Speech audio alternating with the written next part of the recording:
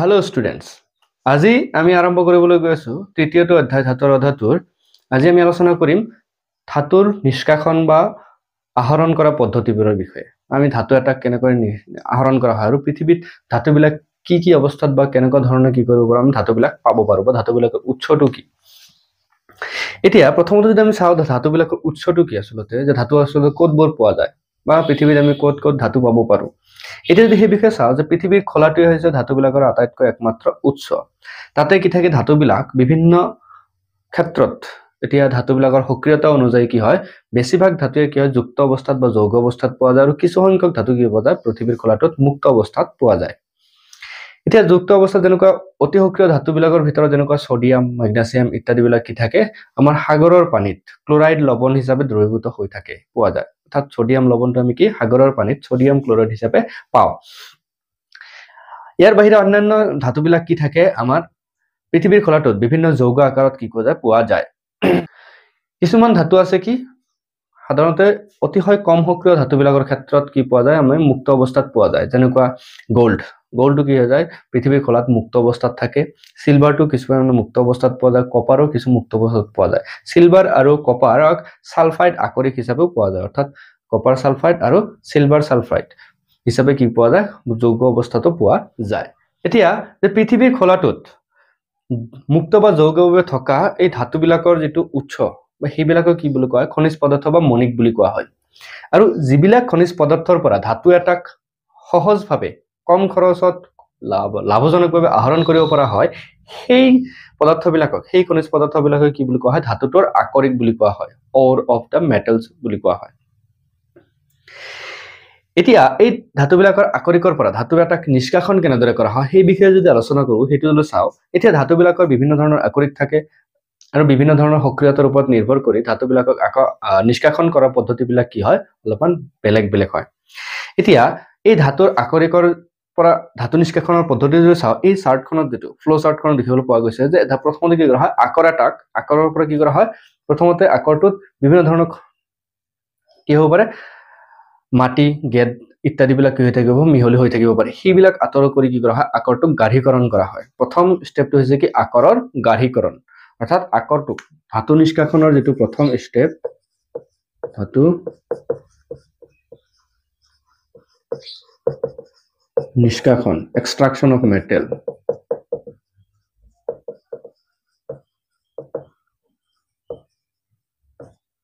যে ধাতু নিষ্কাশনৰ প্ৰথম যেটো পদ্ধতি হেতু হৈছে কি আকৰৰ গাঢ়ীকৰণ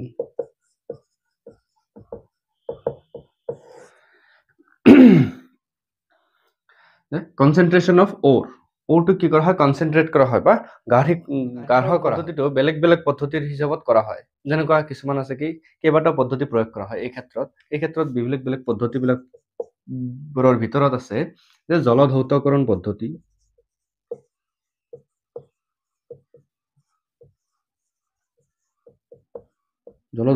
পদ্ধতি যেটো হাইড্ৰোলাইটিক মেথড বুলি কোৱা হয়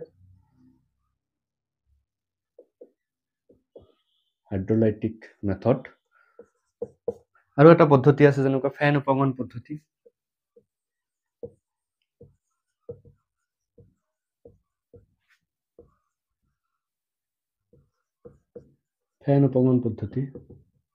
ফ্ৰথ ফ্লোটেশন বুলি কোৱা হয়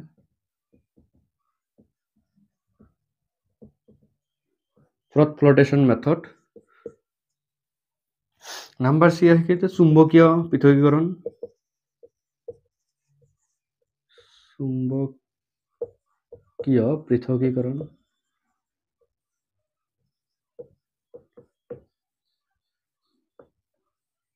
ম্যাগনেটিক সেপাৰেশন আৰু নাম্বাৰ 4 কি কৰা হয় ৰাসায়নিক পদ্ধতি প্ৰয়োগ কৰা হয়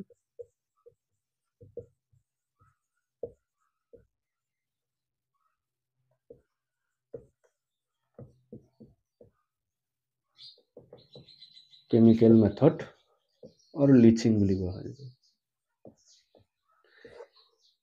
যেতে আকৰৰ গাঢ়ীকৰণ কৰাৰ কাৰণে কি কৰা হয় এইবিলাক পদ্ধতিবিলাকৰ ভিতৰত কি কৰা হয় প্ৰয়োগ কৰা হয় এই পদ্ধতিবোৰৰ বিষয়ে কৈছে কি জলধৌতকৰণ হৈছে কি যে যেতিয়া কি কৰা হ'ব আকৰটো লোৱা হ'ব আকৰৰ লগত জড়িত যদি কি থাকে এই ধাতুৰ মল যিবিলাক গেংগু বুলি যিবিলাক কোৱা হয় অৰ্থাৎ আকৰৰ গাঢ়ীকৰণৰ ক্ষেত্ৰত যে আকৰৰ লগত সংযুক্ত হৈ থকা বিভিন্ন অশুদ্ধি যেনে মাটি বালি বা বোকা বা অন্যান্য গেদীয় পদাৰ্থ এইবিলাক যেতিয়া আঁতৰ কৰাৰ কাৰণে সেই পদ্ধতি সেই অশুদ্ধিবোৰ হৈছে কি ধাতুমল বা গেংগু বুলি কোৱা হয় বা খনিজ মল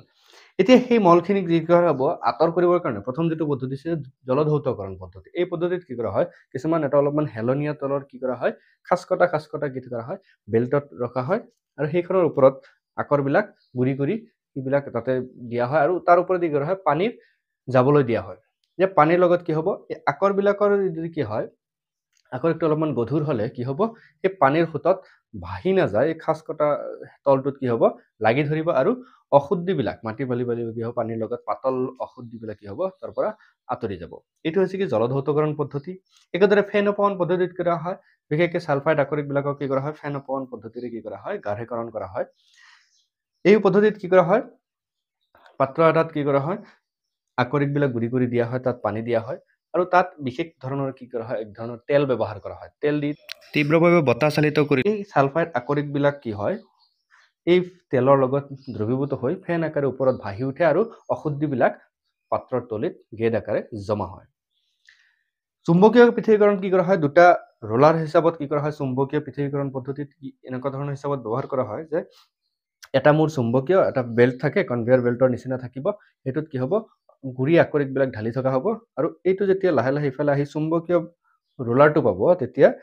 চুম্বকৰ দ্বাৰা আকৰ্ষিত হোৱা পদাৰ্থবিলাক এটা ফালে জমা হ'ব আৰু চুম্বকীয়ৰ দ্বাৰা আকৰ্ষণ নোহোৱা পদাৰ্থবিলাক আনটো ফালে কি হ'ব জমা হ'ব এনেকুৱা হিচাপত কি কৰা হয় এই চুম্বকীয় পদ্ধতিৰ দ্বাৰা কি কৰা হয় আকৰৰ গাঢ়ীকৰণ কৰা হয় যেনেকৈ হেমেটাইট বা চুম্বকীয় যিবিলাক আকৰ্ষণ কৰে বা বিকৰ্ষণ কৰে তেনেকুৱা ধৰণৰ পদাৰ্থবিলাকৰ আকৰিকৰ ধাতুবিলাকৰ কি কৰা হয় পৃথকীকৰণৰ ক্ষেত্ৰত এই চুম্বকীয় পদ্ধতিত প্ৰয়োগ কৰা হয় ইয়াৰ উপৰি কি কৰা হয় ৰাসায়নিক পদ্ধতিত বিশেষ ধৰণৰ কিছুমান খনিজ মলবিলাকে কি কৰে কিছুমান বিশেষ ধৰণৰ ৰাসায়নিক পদাৰ্থৰ প্ৰতি কি কৰে বিক্ৰিয়া কৰে সেনেকুৱা ধৰণৰ বা কিছুমান ধাতুৰ আকৰিকে সেই বিশেষ ধৰণৰ কেমিকেলছৰ প্ৰতি যিটো বিক্ৰিয়া কৰা সেই বিক্ৰিয়াটোৰ ওপৰত নিৰ্ভৰ কৰি এই ৰাসায়নিক পদ্ধতিত বিক্ৰিয়াৰ দ্বাৰা কি কৰা হয় সেইটো পৃথক কৰা হয় এনেকুৱা ধৰণৰ কি কৰা হয় ধাতুবিলাকৰ খনিজ ধাতুৰ আকৰিকবিলাক কি কৰা হয় গাঢ়ীকৰণ কৰা হয় এতিয়া আকৰৰ গাঢ়ীকৰণৰ পিছত কি কৰা হ'ব অতি সিহঁতক এতিয়া সক্ৰিয়তাৰ ওপৰত ভাগ কৰি তিনিটা ভাগত ভাগ কৰি লোৱা হয় সাধাৰণতে যে সক্ৰিয় ধাতুবিলাক অতি সক্ৰিয় ধাতুবিলাক কি কৰা হয় এই আকৰিকবিলাক বিগলিত অৱস্থাত লৈ মানে দ্ৰৱীভূত অৱস্থাত লৈ তাৰ মাজতে বিদ্যুৎ বিশ্লেষণ কৰি কি কৰা হয় ধাতুটো নিষ্কাশন কৰা হয় অন্যথায় যদি কি হয় মজলীয়া ধৰণৰ সক্ৰিয় ধাতু হয় যে কিছুমান ধাতু আছে কি খুব বেছি পৰিমাণে এক্টিভো নহয় খুব আকৌ মানে সক্ৰিয় কম সক্ৰিয়ও নহয় মানে মধ্যমীয়া ধৰণৰ যিবিলাক সক্ৰিয় মডাৰেটলি ৰিয়েক্টিভ যিবিলাক ধাতু আছে সেই ধাতুৰ আকৰিকবিলাকক কি কৰা হয় আমি দগ্ধীকৰণ বা তাপজাৰণ পদ্ধতিৰ দ্বাৰা ধাতুৰ অক্সাইডলৈ ৰূপান্তৰিত কৰা হয় আৰু শেষত সেই অক্সাইডবিলাক ধাতুৰ অক্সাইডবিলাকক বিজাৰিত কৰি ধাতুটো নিষ্কাশন কৰা হয় অন্যহাতে যিবিলাক কি আছে একেবাৰে কম সক্ৰিয় ধাতুবিলাক সাধাৰণতে কি থাকে সালফাইড আকৰিক হিচাপে জানে কপাৰ সালফাইড বা সিলভাৰ সালফাইড আকৰিক হিচাপে পোৱা যায় অতিশয় কম সক্ৰিয় ধাতু আৰু এইবিলাকৰ কি হয় তাপজাৰণ পদ্ধতিৰ দ্বাৰা কি কৰা হয় ইহঁতক প্ৰথমতে ধাতুৰ অক্সাইডলৈ ৰূপান্তৰিত কৰা হয় আৰু অক্সাইডক কি কৰা হয় বিজাৰিত কৰি মানে বিজাৰণ প্ৰক্ৰিয়াটো স্ববিজাৰণ হয় অটো ৰিডাকশ্যন কৰি কি কৰা হয় সিহঁতক পৃথক কৰা হয় এতিয়া যদি নিম্ন সক্ৰিয়তাৰ ধাতুবিলাকৰ নিষ্কাশনটো চাওঁ তাৰে এক্সাম্পল হিচাপত উদাহৰণস্বৰূপে যদি আমি কি লওঁ যে নিম্ন সক্ৰিয়তাৰ ধাতুবিলাকৰ ক্ষেত্ৰত এটা যেনিবা মাৰ্কিউৰি সালফাইড বা চিনাবাৰ নামৰ যিটো মাৰ্কাৰী বা পাৰাৰ যিটো আকৰিক এই আকৰিক কি কৰা হয় প্ৰথমতে গাঢ়ীকৰণ কৰি এইটোক কি কৰা হ'ব এবাৰ অক্সাইডলৈ ৰূপান্তৰিত কৰা হ'ব ধাতুৰ অক্সাইডলৈ ৰূপান্তৰিত কৰি তাপজাৰণ পদ্ধতি অৰ্থাৎ তাপজাৰণ পদ্ধতিটো হৈছে এনেকুৱা এটা পদ্ধতি তাত কি কৰা হ'ব অক্সিজেনৰ উপস্থিতিত যদি কি কৰা হয় এই আকৰিকটোক উত্তাপিত কৰা হয় তেতিয়াহ'লে তাক তাপজাৰণ বুলি কোৱা হয় মানে অক্সিজেনৰ উপস্থিতিত ইয়াক কি কৰা হয় তাপ দিলে ইয়াৰ পৰা কি হ'ব মাৰ্কাৰী অক্সাইড উৎপন্ন হ'ব লগত সালফাৰ ডাই অক্সাইড উৎপন্ন হ'ব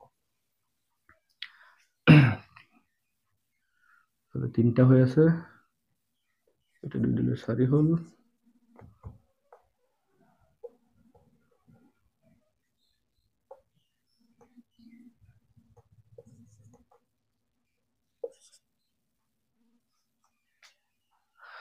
অৰ্থাৎ এইটো হৈছে সন্তুলিত সমীকৰণটো যে মাৰ্কাৰী সালফাইড যেটো আছে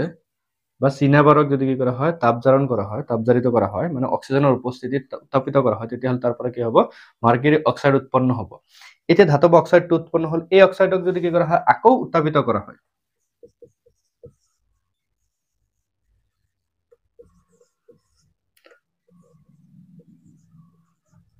আকৌ যদি কি কৰা হয় উত্তাপিত কৰা হয়, তেতিয়াহ'লে তাৰ পৰা কি উৎপন্ন হ'ব আমাৰ মাৰ্কাৰীটো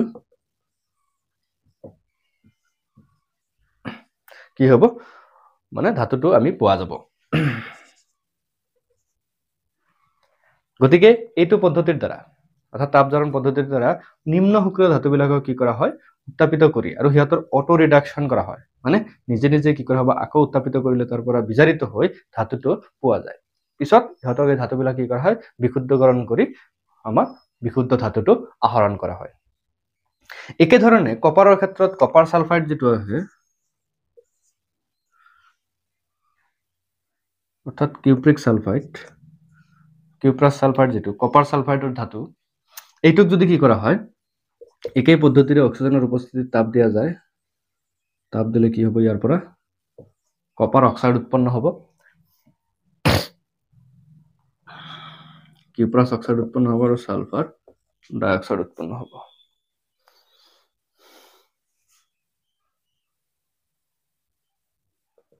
দুইটাৰ লগে লগে চাৰি ছালফাৰ দুটা হৈছে। যদি কি কৰা হয় কপাৰৰ আকৰিকটোক কি কৰা হয় অক্সিজেনৰ ওপৰত তাপজাৰিত কৰা হয়, তেতিয়াহ'লে কপাৰ অক্সাইড উৎপন্ন হ'ব, অৰ্থাৎ কিউপ্ৰাছ অক্সাইড উৎপন্ন হ'ব। এই কপাৰ অক্সাইডক আকৌ যদি কি কৰা হয় কপাৰ ধাতুৰ এক যদি আৰু অধিক উত্তাপিত কৰি থকা হয়, মানে মিশ্ৰটোত কি আছে অলৰেডি কপাৰ ছালফাইড আছে বা কপাৰৰ আকৰিকটো আছে আৰু নতুনকৈ কি হ'ল কপাৰ অক্সাইড উৎপন্ন হ'ল, আৰু এই কপাৰ অক্সাইড আৰু কপাৰ ছালফাইডৰ আকৰিকৰ লগত আকৌ কি হ'ব বিক্ৰিয়াটো হৈ থাকিব, অধিক পৰিমাণে তাপ দি থাকিলে বিক্ৰিয়াটো হৈ কি হ'ব তাৰ পৰা আমাৰ কপাৰ ধাতু মুক্ত হ'ব আৰু ছালফাৰ ডাইঅক্সাইড উৎপন্ন হ'ব।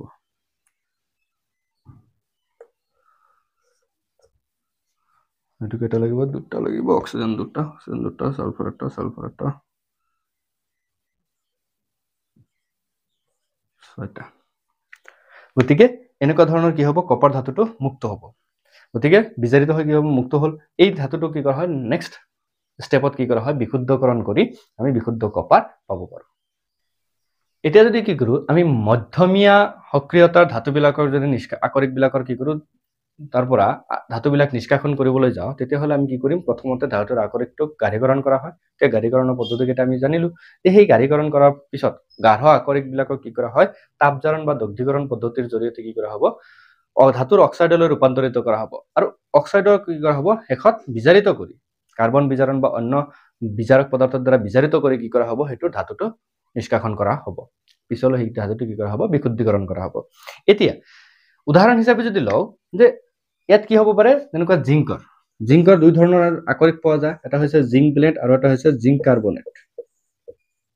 এটা আকৰিক হৈছে ছালফাইড আকৰিক আৰু এটা হৈছে কাৰ্বনেট আকৰিক। এতিয়া এই দুইটাৰ ক্ষেত্ৰত দুইটা বেলেগ বেলেগ ধৰণৰ কি কৰা হয় পদ্ধতি প্ৰয়োগ কৰা হয়। সাধাৰণতে ছালফাইড আকৰিকৰ ক্ষেত্ৰত কি পদ্ধতি প্ৰয়োগ কৰা হয় তাপজাৰণ পদ্ধতি, অৰ্থাৎ তাপজাৰণ পদ্ধতিটো হৈছে য'ত কি কৰা হয় অতিৰিক্ত বায়ুৰ পৰিৱেশত অৰ্থাৎ অতিৰিক্ত অক্সিজেনৰ উপস্থিতিত কি কৰা হয় যদি আকৰিকটোক তাপ দিয়া হয় উত্তাপিত কৰা হয়, তেতিয়াহ'লে এইটো কি হ'ব ইয়াৰ পৰা ছালফাৰ ডাইঅক্সাইড আঁতৰি গৈ ধাতুটোৰ অক্সাইডলৈ ৰূপান্তৰিত হ'ব। আনহাতে যদি সীমিত বায়ুৰ পৰিৱেশত কাৰ্বনেট আকৰিকবিলাকক কি কৰা হয় সীমিত বায়ুৰ পৰিৱেশত অৰ্থাৎ বায়ুৰ অক্সিজেনৰ অনুপস্থিতিত যদি কি কৰা হয় উত্তাপিত কৰা হয়, তেতিয়াহ'লে কাৰ্বনেট আকৰিকৰ পৰা কি হ'ব কাৰ্বন ডাই অক্সাইড আঁতৰি গৈ তাৰ পৰা ধাতুৰ অক্সাইডটো উৎপন্ন হ'ব। এই যিটো পদ্ধতি এই পদ্ধতিটো কোৱা হয় দগ্ধীকৰণ বা কেলচিনেশ্যন পদ্ধতি বুলি কোৱা হয়, আৰু তাপজাৰণ বা ৰষ্টিং পদ্ধতি হৈছে।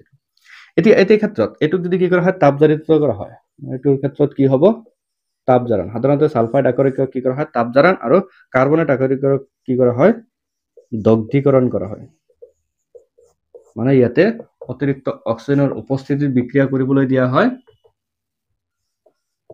আৰু এই ক্ষেত্ৰত সীমিত বায়ুৰ পৰিৱেশত তাপ দিয়া হয়।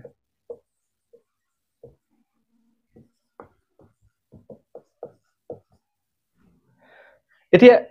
এই দুটা যদি কি কৰা হয় সন্তুলিত কৰা হয়,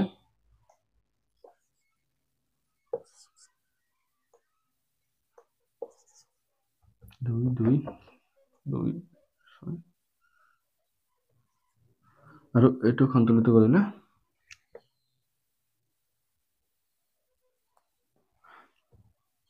এইটো অলৰেডি সন্তুলিত হৈ আছে।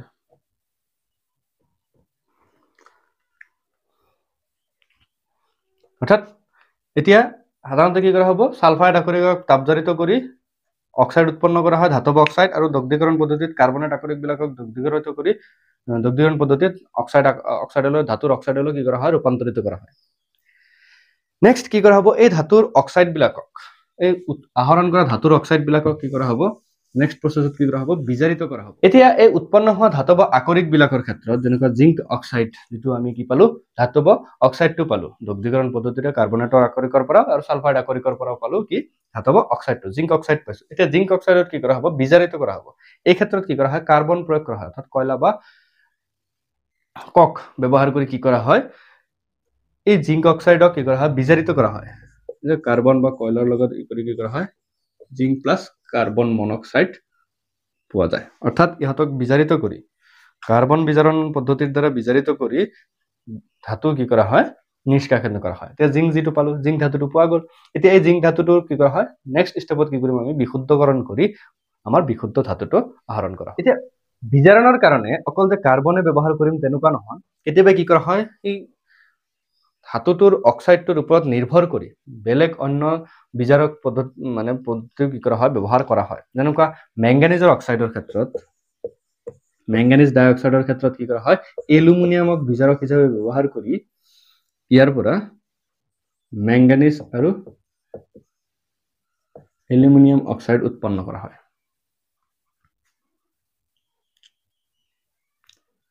এইটো কি হ'ব, 3 আছে, ইফালে আছে 2টা, এটা 3 দিব লাগিব, 2 4 হৈ গ'ল, 4 হৈ গ'ল, মেংগানিজ 3টা। গতিকে এই ক্ষেত্ৰত কি হ'ল, যে বেলেগ বেলেগ অনুযায়ী মানে আমাৰ আকৰিকটো বা ধাতৱ অক্সাইডটো অনুযায়ী আমি বেলেগ বেলেগ বিজাৰক পদাৰ্থ ব্যৱহাৰ কৰি আমি কি কৰোঁ, বিজাৰিত কৰি ধাতুটোলৈ কি কৰা হয়, বিশুদ্ধ ধাতুলৈ বিজাৰিত কৰা হয়। এতিয়া ধাতুটোৰ লগত যদিও আমি ধাতু এটা পালো, ইয়াত বিশুদ্ধ যেনে লাগিছে, কিন্তু ইয়াৰ লগতো কি হ'ব পাৰে, বিভিন্ন ধৰণৰ অশুদ্ধি মিহলি হৈ থাকিব পাৰে, আৰু সেইবিলাক আঁতৰ কৰিবৰ কাৰণে আমি কি কৰা হয়, ধাতুটোৰ বিশুদ্ধকৰণ কৰা। ইয়াৰ পিছত এতিয়া যদি চাওঁ, আমি উচ্চ সক্ৰিয়তাৰ বা হাইলি ৰিয়েক্টিভ মেটেলৰ ক্ষেত্ৰত যদি ধাতুবিলাক নিষ্কাশন কৰিবলগীয়া হয়, সেই ক্ষেত্ৰত কি কৰা হয়, আকৰটো গাঢ়ীকৰণ কৰাৰ পিছত ডাইৰেক্ট কি কৰা হয়, বিদ্যুৎ বিশ্লেষণ পদ্ধতি প্ৰয়োগ কৰা হয়। বিদ্যুৎ বিশ্লেষণ কৰি তাক কি কৰা হয়, তাৰ পৰা ধাতুবিলাক বিশুদ্ধ ধাতুটো ডাইৰেক্ট আহৰণ কৰিব পাৰি। এই ক্ষেত্ৰত কি হয়, যেনেকুৱা আমি বিদ্যুৎ বিশ্লেষণ কৰোঁতে কি কৰিম, যেনেকুৱা ছডিয়ামৰ, এতিয়া ছডিয়ামটো কি কৰিম, আমি ধাতুটো নিষ্কাশন কৰিম। ছডিয়াম হৈছে এটা অতিশয় সক্ৰিয় ধাতু। এতিয়া ছডিয়ামটো কি থাকে, সাগৰৰ পানীত ছডিয়াম ক্লৰাইড হিচাপে থাকে। অৰ্থাৎ ছডিয়াম ক্লৰাইড হিচাপে থাকিলে এই ছডিয়াম ক্লৰাইডক আমি কি কৰিম, ইলেক্ট্ৰলাইট বা বিদ্যুৎ বিশ্লেষ্য হিচাপে ব্যৱহাৰ কৰিম। ইয়াতে বিদ্যুৎ বিশ্লেষণ ল'ম, তাতে কি কৰিম, কেথড আৰু এনড প্ৰয়োগ কৰিম। এটা কি থাকিব, কেথড আৰু এটা এনড থাকিব, পজিটিভ নেগেটিভ। ইয়াৰ মাজেদি যদি কি কৰোঁ, আমি বেটাৰী প্ৰয়োগ কৰিলোঁ, যেতিয়াই কি কৰিম, ইয়াৰ মাজেদি বিদ্যুৎ চালিত কৰিম, সেইটো কি হৈছে, বেটাৰী ভল্টেজ যদি প্ৰয়োগ কৰা হয়, কি হ'ব, ইয়াৰ মাজেদি যেতিয়া বিদ্যুৎ চালিত কৰিম, ইয়াত কি আছে, ছডিয়াম আয়ন আছে আৰু ক্লৰাইড আয়ন আছে। এতিয়া এইটো হ'ল কি, পজিটিভ বা এনড, আৰু এইটো হৈছে কেথড। এনড আৰু কেথড অৰ্থাৎ নিগেটিভ আয়ন। এতিয়া কি হ'ব, কেথডত কি হ'ব,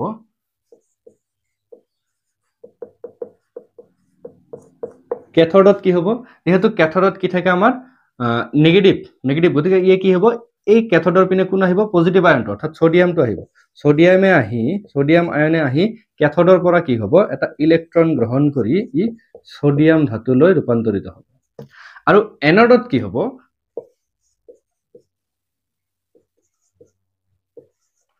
এনডত সংঘটিত হ'ব, এই নিগেটিভ আয়নটো যাব, অৰ্থাৎ এনায়নটো যাব। এনায়নটো ক্লৰাইড আয়নে গৈ কি কৰিব, তাত ক্লৰিন গেছ মুক্ত হ'ব, লগতে ইলেক্ট্ৰন এৰি দিব। ইলেক্ট্ৰন এৰি দি কি হ'ব, এই ক্লৰিন গেছলৈ ৰূপান্তৰিত হ'ব। ক্লৰিন গেছ কি হ'ব, ইয়াৰ পৰা ওলাই যাব। ইয়াতে গৈ কি কৰিব, ই ইলেক্ট্ৰন এৰি দিব, আৰু সেই ইলেক্ট্ৰনটো এইটোৰ মাজেদি আহি ইফালে কি হ'ব, বিদ্যুৎ বিশ্লেষণ ছডিয়ামে গ্ৰহণ কৰি ছডিয়াম ধাতুটো আমাৰ পোৱা যাব। অৰ্থাৎ কেথডত কি হ'ব, আমাৰ হাইলি ৰিয়েক্টিভ মেটেলটো কি হ'ব জমা হ'ব এই কেথডৰ গাত কি হ'ব সোডিয়ামৰ এটা প্ৰলেপ পৰিব আৰু সেই সোডিয়াম প্ৰলেপটো কি কৰা হ'ব শেষত আমি কি কৰি তাৰ বিশুদ্ধকৰণ কৰি তাৰ পৰা আমি কি কৰিম সোডিয়াম ধাতুটো আহৰণ কৰিব এতিয়া আমি ধাতুবিলাক পালো এতিয়া ধাতুবিলাক পোৱাৰ পিছত ধাতুবিলাকক আমি কি কৰিব লাগিব বিশুদ্ধকৰণ কৰিব লাগিব এতিয়া ধাতু বিশুদ্ধ কৰাৰ কাৰণে আমি কি কৰা হয় এটা পদ্ধতি ভালকে আমি প্ৰয়োগ কৰা হয় সেইটো হৈছে কি ইলেক্ট্ৰোলাইটিক ৰিফাইনিং বা বিদ্যুৎ পৰিশোধন পদ্ধতি ধাতুৰ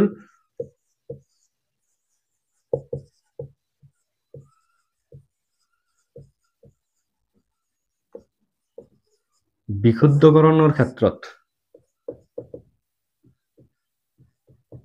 ইলেক্ট্ৰোলাইটিক ৰিফাইনিং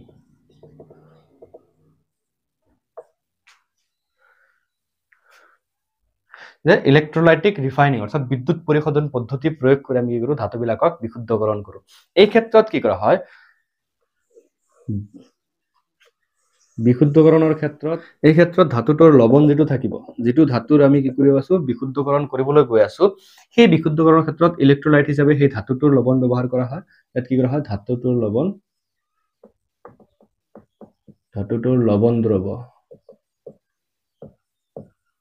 দ্ৰৱটো কি কৰা হয় বিদ্যুৎ বিশ্লেষক হিচাপে ব্যৱহাৰ কৰা হয় আৰু অশুদ্ধ যেটো ধাতুব দণ্ড এটা লোৱা হয় অশুদ্ধ ধাতুৰ দণ্ড এটা লোৱা হয় এনড হিচাপে আৰু বিশুদ্ধ ধাতুৰ দণ্ড এটা লোৱা হয় কেথড হিচাপে আৰু এই দুটাৰ মাজত কি কৰা হয় আমি বিদ্যুৎ সংযোগ কৰা হয় যেতিয়া বিদ্যুৎ সংযোগ কৰিম ইহঁতৰ মাজত কি হ'ব বিক্ৰিয়া ঘটিবলৈ আৰম্ভ কৰিব আৰু এনডত কি হ'ব লাহে লাহে ই এৰি দিবলৈ আৰম্ভ কৰিব এনডত কি হ'ব যেহেতু ধাতুটো থাকে গতিকে ধাতুটোৱে কি কৰিব এটা যি ধাতুৱে নাথাকক কিয় সেই ধাতুটোৱে কি কৰিব এনডত কি কৰিব ধাতুটোৱে ধাতব আয়ন হিচাপে আৰু ইলেক্ট্ৰন এটা এৰি দিব এৰি দি এনডত কি হ'ব এনডৰ ইয়াৰ পৰা লাহে লাহে ধাতুটো ক্ষয় হ'বলৈ আৰম্ভ কৰিব আৰু কেথডত কি হ'ব কেথডত এই আয়নটোৱে ধাতব আয়নটোৱে আহি ইলেক্ট্ৰন এটাকে গ্ৰহণ কৰি আকৌ বিশুদ্ধ ধাতুলৈ কি হ'ব ৰূপান্তৰিত হ'ব লাহে লাহে কি হ'ব ইয়াতে তৰপে জমা হ'বলৈ আৰম্ভ কৰিব মানে কেথডটো সদায় কি লোৱা হয় অলপমান ক্ষীণ বস্তুত লোৱা হয় আৰু এনডটো সদায় মোটা লোৱা হয় যাতে এনডটো লাহে লাহে ক্ষয় হৈ গৈ থাকে আৰু কেথডটোত লাহে লাহে কি হ'ব ধাতুটোৰ প্ৰলেপ জমা হৈ গৈ এনেকুৱা হিচাপত ইয়াতে কি হ'ব বিশুদ্ধ ধাতুটো অদক্ষেপিত হ'ব জমা হ'ব আৰু অশুদ্ধ পদাৰ্থবিলাক এই ইয়াৰ তলত লাহে লাহে গেট পৰিব এইখিনি তলত কি পৰিব এইখিনি অঞ্চলত কি পৰিব সাধাৰণতে ধাতুটোৰ অশুদ্ধবিলাক গেট পৰিব আৰু এই গেটটোক কি বুলি কোৱা হয় এনড মাড বুলি কোৱা হয় এনড বোকা বুলি কোৱা হয় এই গেটখিনি কি বুলি কোৱা হয় এনড বোকা বা এনড মাড বুলি কোৱা হয় এনড মাড বা এনড বোকা বুলি কোৱা হয় এনেকুৱা ধৰণৰ কি হয় বিদ্যুৎ বিশ্লেষণ বা বিদ্যুৎ পৰিশোধন পদ্ধতিৰ দ্বাৰা কি কৰা হয় ধাতুবিলাকৰ বিশুদ্ধীকৰণ কৰা হয়